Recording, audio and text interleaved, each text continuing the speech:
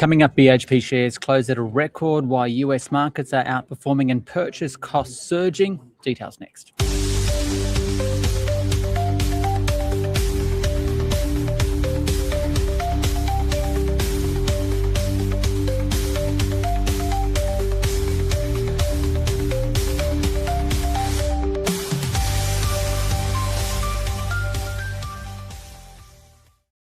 Hi everyone, welcome to the SBS On the Money podcast for this Tuesday, the 12th of May 2026. Today, with the Australian share market rose, the S&P ASX 200 fell by 0.36%, the 200 down by 31 points or 0.36%. We'll have the details with Jonathan Shead from State Street Investment Management. What did rise though? BHP shares, and they hit a milestone and a record high. We'll have the details soon.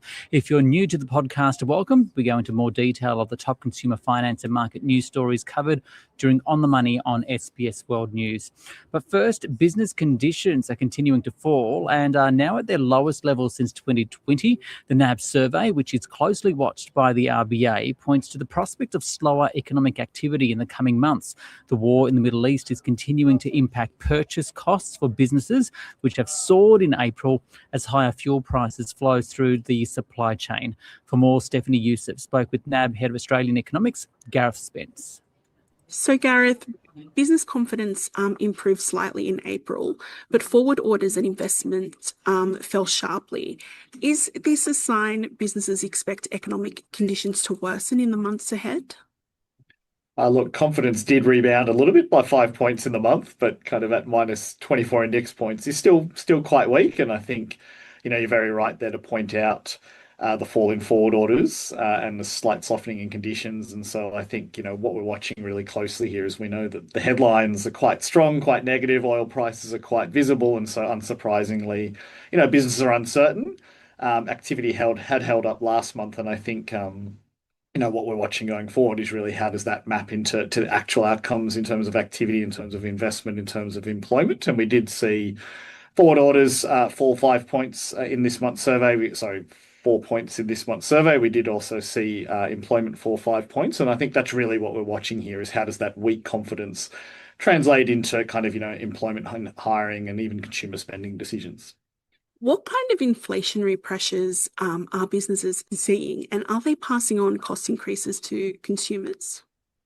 Yeah, look, there is a bit of evidence in the survey. I think it's really what we call the goods production and transport industries are certainly seeing, I think, firstly, the cost pressures. So transport and utilities certainly reporting the strongest, input or purchase cost growth in our survey over the last couple of months. Mining as well, they're quite a heavy user of fuel and diesel, but actually interestingly as well, manufacturing and construction, which we know where oil in terms of transport and freight, but also in terms of those direct input costs into products and plastics that they use is certainly flowing through. So kind of a really relatively broad-based pressure in a cost sense. And in terms of output prices, there was a bit of a pickup in that measure in the month.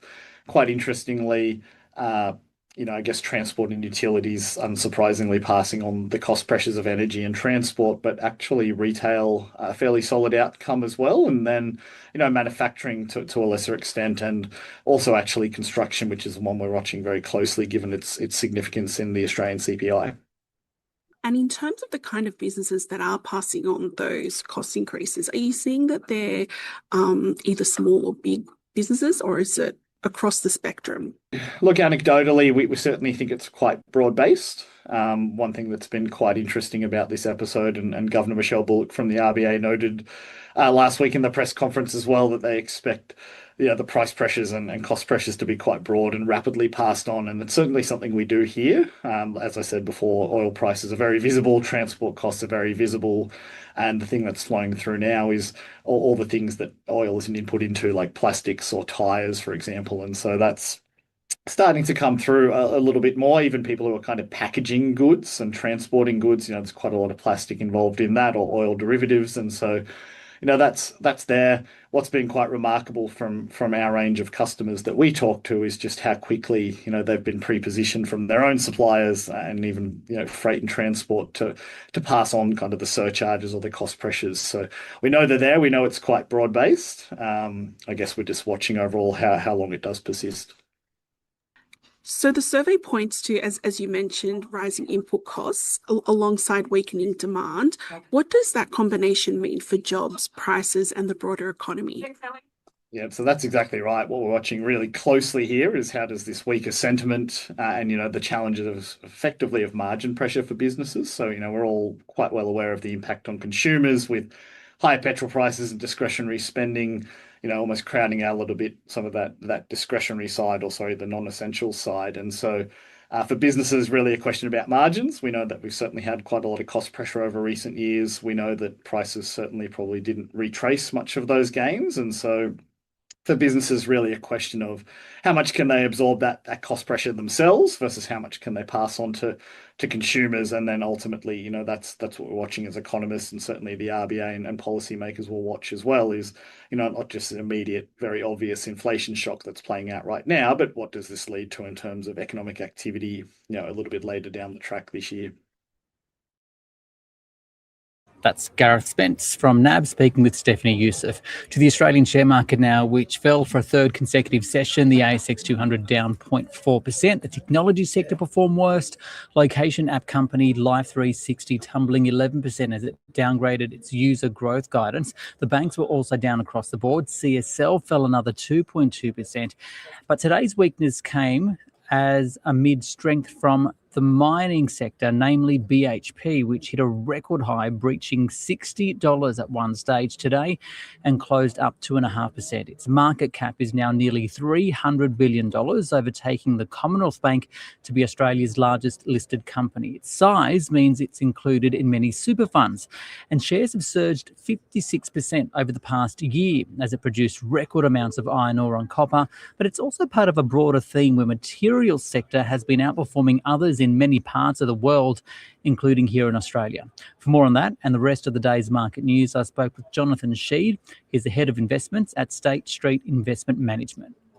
So, Jonathan, we're seeing US shares, for example, at or near record highs. Yet in Australia, we're underperforming. How would you describe investor sentiment at the moment and what's driving it? It's been an interesting first start to the year.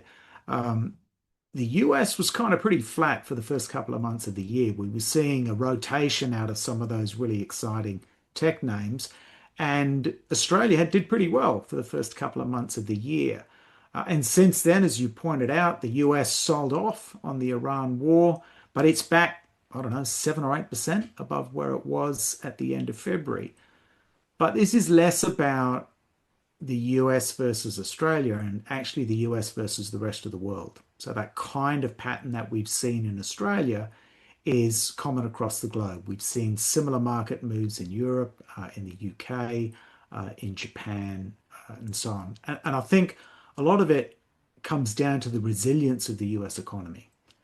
They're just not quite as vulnerable to what's happening in the Middle East. And as geopolitical risk has jumped off the charts, things like the tech revolution and AI and earnings in the US have come to the fore, and investors have flocked to that kind of certainty. So it's really about the US perhaps being less vulnerable than the rest of the world. It's not all bad news for Australians. We certainly had a strengthening Australian dollar in that period. So after you allow for currency movements, the Australian equity market hasn't done that badly compared to global peers. Speaking of not doing badly, you've got the likes of the mining sector doing well. BHP today hitting another milestone, a record high, shares above $60, which is good news for super funds since it forms such a large part of many Australian super funds, while other sectors, though, like healthcare, appear to be going backwards. What do you think that says about the structure of our market, why BHP is climbing, and what it says about Australian and global economies? It's interesting you pull out those examples because at State Street, we've noticed that some of those sector themes you're seeing in Australia are actually replicated in the US market that we were just talking about. So if you look at the US market, the best performing sector, surprise, surprise, this year has been energy. And energy is a strong performing sector in the Australian market, not particularly big in either the US or Australia, but it's the strongest performing sector. And next is technology in the US. We'll come back to that. But then materials. and materials is another strong performing sector in the US. And so Australia has benefited from that materials strength, and that's part of a broader commodities complex, scarcity of commodities or uncertainty about a broader number of commodities, combined with global growth that still looks pretty resilient, I think has contributed to some of that interest in commodities. Of course, what's happening in technology has implications for particular commodities, including rare earth metals and copper and things like that. But then if you look at the sectors that have not done particularly well in the US, it's things like financials and some of the consumer segments and healthcare. And so you come to Australia where financials, staples, healthcare, none of those sectors have done particularly well in an environment where there's concern about credit, where the consumer confidence has taken a hit, some of those kind of segments. So a lot of the differences can actually be traced to the structure of the Australian market, as we pointed out. I think the other thing that's happening is we are starting to see some really significant stock-specific divergences. So you can no longer say, here's a theme, let me track it, and it doesn't matter what company I buy, I'll do well. We've seen that in Australia. We do have a technology segment. It's not a particularly big one, but its performance hasn't exactly stacked up next to the US for stock-specific reasons and because the kind of services that are provided. And the same thing applies across a number of other, in the US as well, where individual stocks really count when you come to build your portfolio. Now, for transparency for our audience, this interview is being recorded before the budget is detailed. So instead of speculating about what's in it, what do you think should be there to ensure Australia's economic responsibility? The stuff that I think should be there doesn't necessarily make good television.